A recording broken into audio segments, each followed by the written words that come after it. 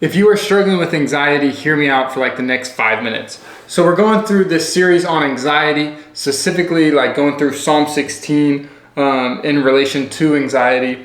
And so in the past weeks, it goes, keep me safe, my God. This is like a cry for help. Like David's like, help me, I take refuge in you alone, God. And then we get to verse 2 where it's David saying, you are my Lord, apart from you I have no good thing. And this is David reorienting, putting God at his rightful place and saying, you are where everything good comes from, and you're my I find complete satisfaction in you.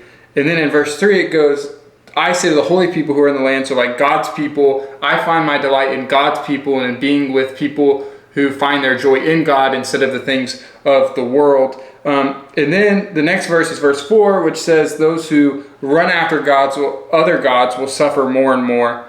And so that's just kind of like if I run after other gods or other things that I put my trust in, I will surely suffer more and more and have anxiety and problems. And so then we're on to this next verse today, which is verse 5, which says, Lord, you alone are my portion and my cup. You make my lot secure.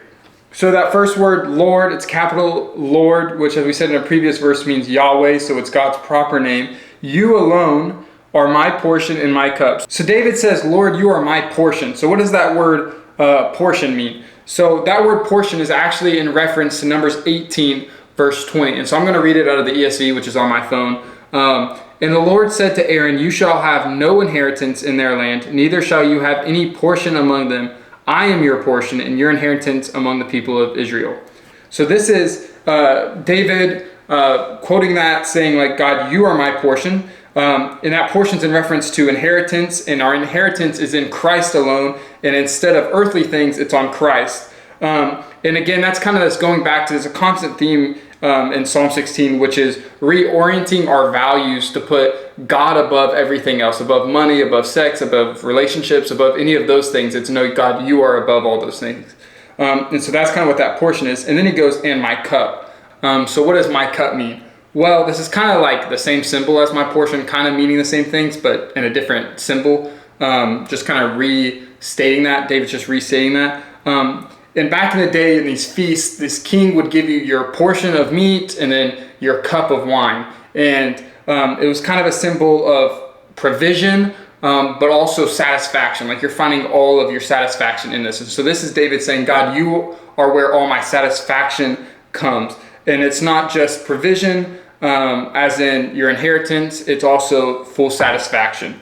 And so then in the next section of the verse, it goes, you make my lot secure. And so that word lot kind of has two different meanings, and both work. And so in ancient Hebrew, you would throw lots, which is kind of similar to like a dice, to see what God decided. And then also God divided the land to the different tribes of Israel in lots. So it's kind of both of those things. It's kind of like an inheritance, but then it could also mean like a dice. And so this is just saying, God, you hold that secure. My security is not based on earthly things, but it's based on you, God. I find my full security, satisfaction, and value in you alone, God. And so so you may be thinking like, how does this relate to anxiety?